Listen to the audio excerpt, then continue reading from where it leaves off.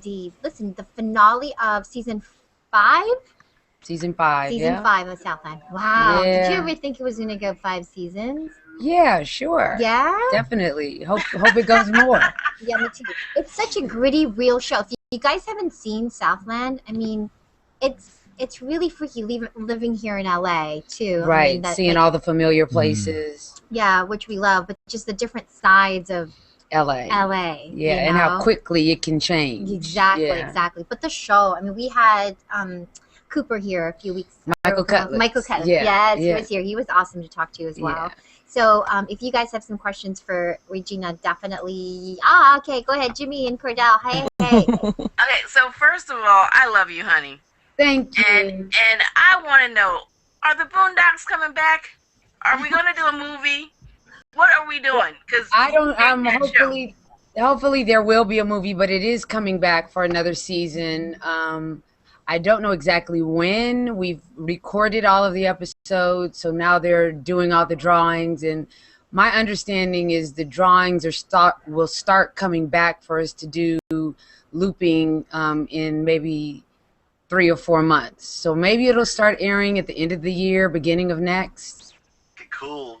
You make that show. Well, that's my favorite show. Thank you. Look, you make Southland too. You make whatever you do. So I'm glad to see that you're working and acting, doing your thing.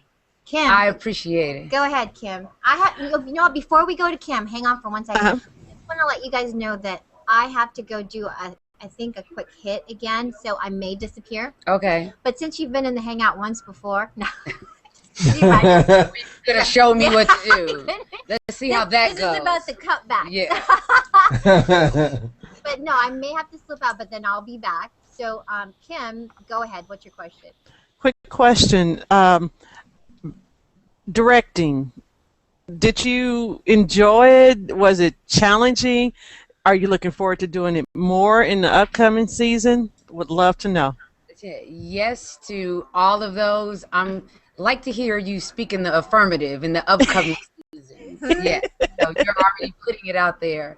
Yes, it was definitely a challenge. One would hope that you'd be in an episode that's your character's not as heavy when you're directing, but when you want to do something that's been an aspiration for a long time, you take it on no matter what the case is, and you figure it out. You make it work. But the cast and crew, they were so supportive, and my DP and AD, we sat down and they knew all the directions that I wanted to go. So the times that there were scenes that were Lydia's scenes, because it's not like we have the time for me to watch playback.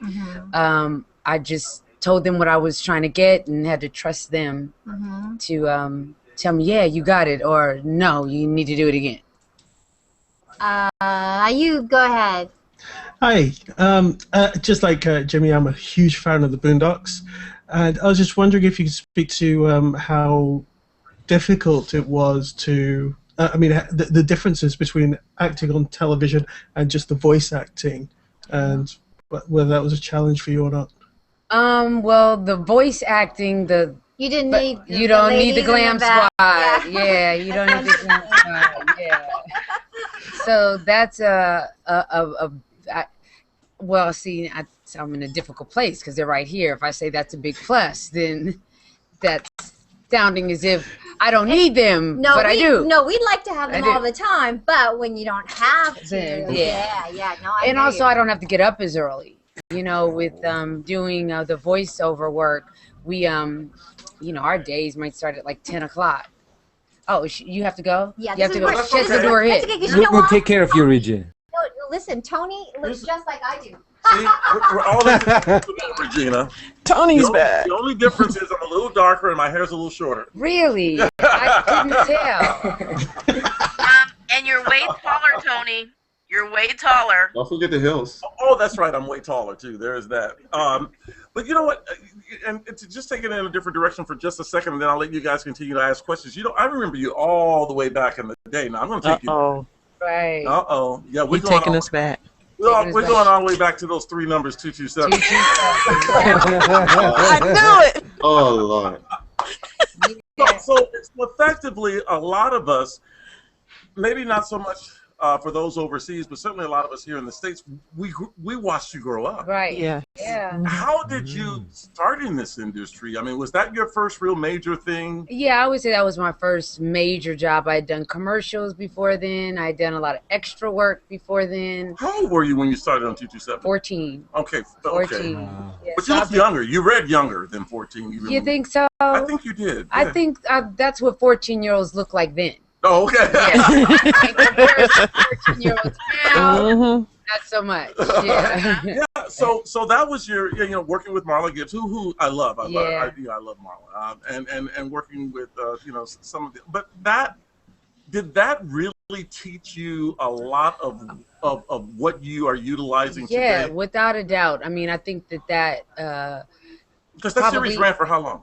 5 years. Okay. And it probably helped me appreciate what it is an actor does. Because at 14, you still think the world revolves around you. Mm-hmm. But I was with, Marla Gibbs, Hal Williams, who they had both done a lot of TV before then, Jack A. Harry and Elena Reed that had come from Broadway. Yeah, and, God bless her. Yeah. What a sweetheart she is. And then Helen Martin, who was just, I think she was like 80 when the show was on. Mhm. So she had been working forever.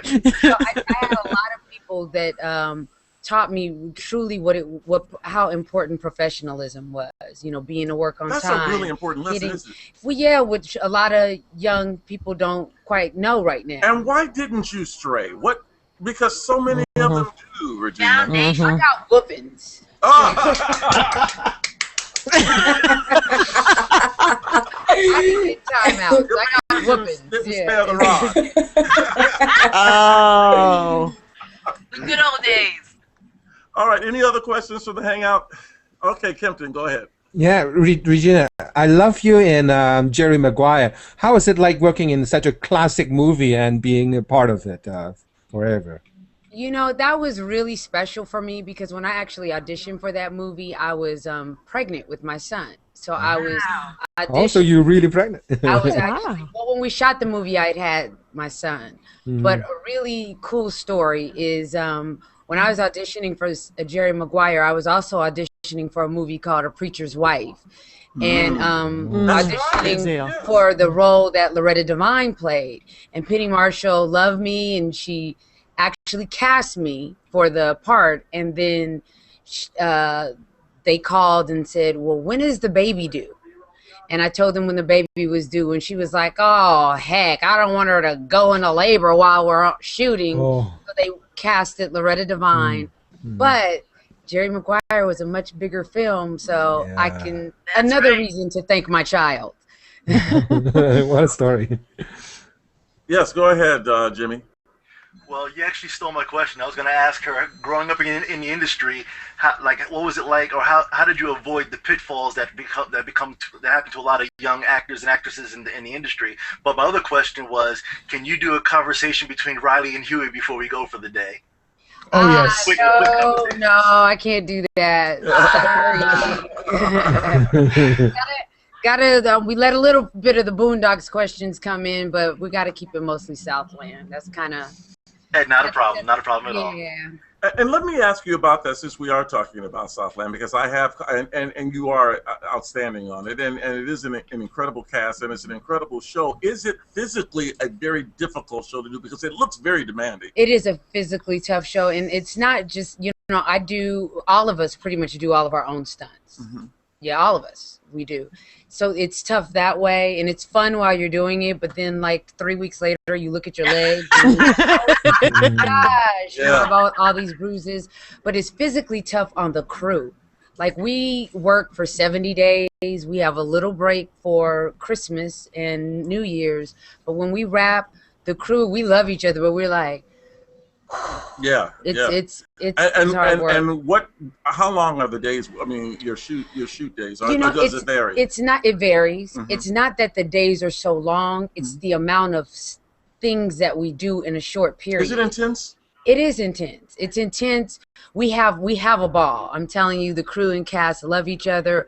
But for a lot of shows, the amount of work that we do would be a 12 to 14-hour day, and we truncate it into like an 8 to 10-hour day. That's really tough. It is. So we are moving like this. Everybody has to be prepared. Every department has to be ready to switch over, and we do it. We do it.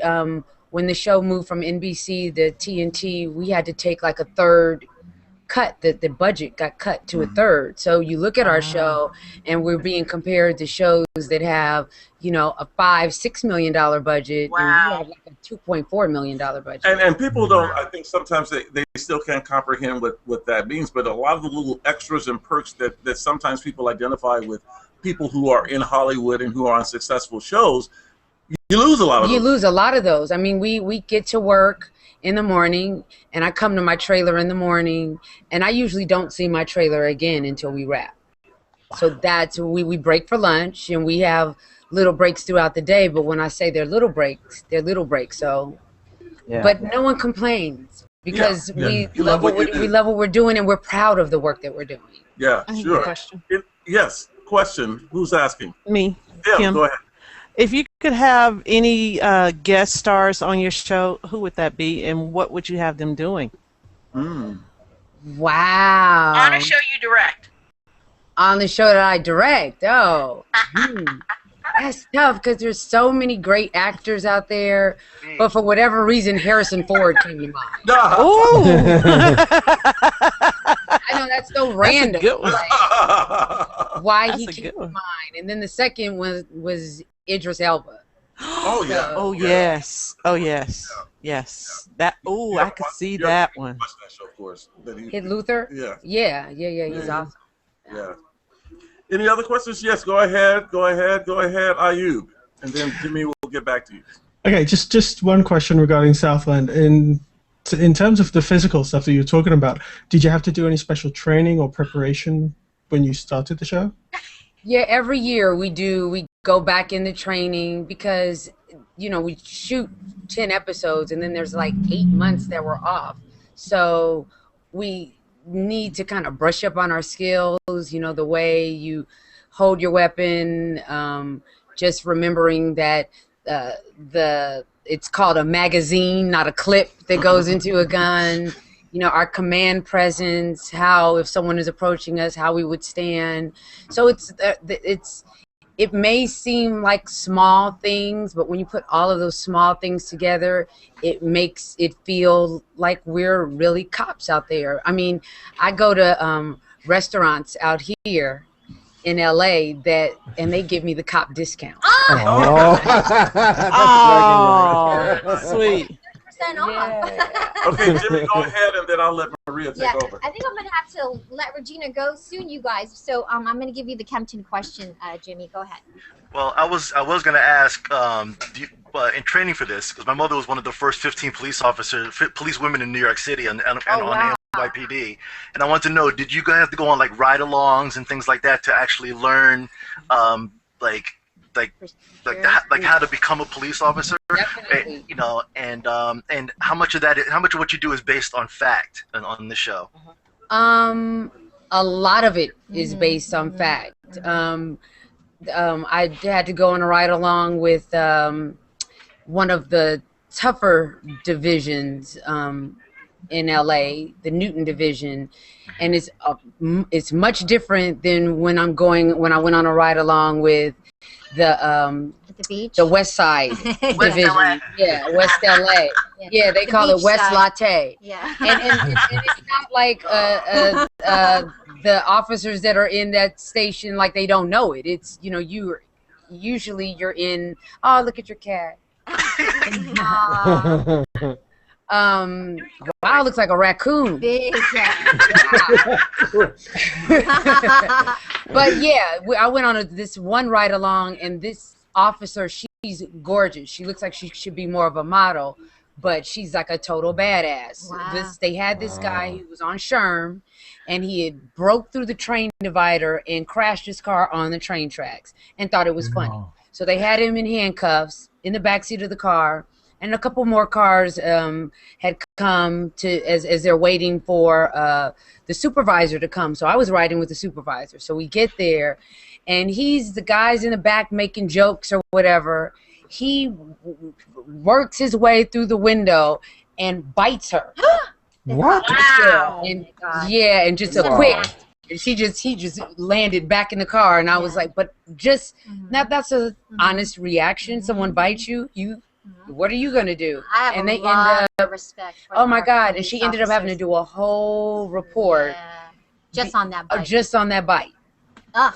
Wow. Listen, you guys, I have to let Regina go, but of course it's been awesome, and I wish I was here for most of the interview today. But I'm sure you'll be back, yes? I will be. I'll be back. Season 6 coming up. Yes, and as Kim said. yes, more directing and all that good stuff. Regina, thank you. Thank you, everybody. Will you take a Thank quick you, photo? Regina. Thank you. Yes. There's a camera right there. So. Right there? Yeah. Okay. Okay. Ready? 3, 2, 1.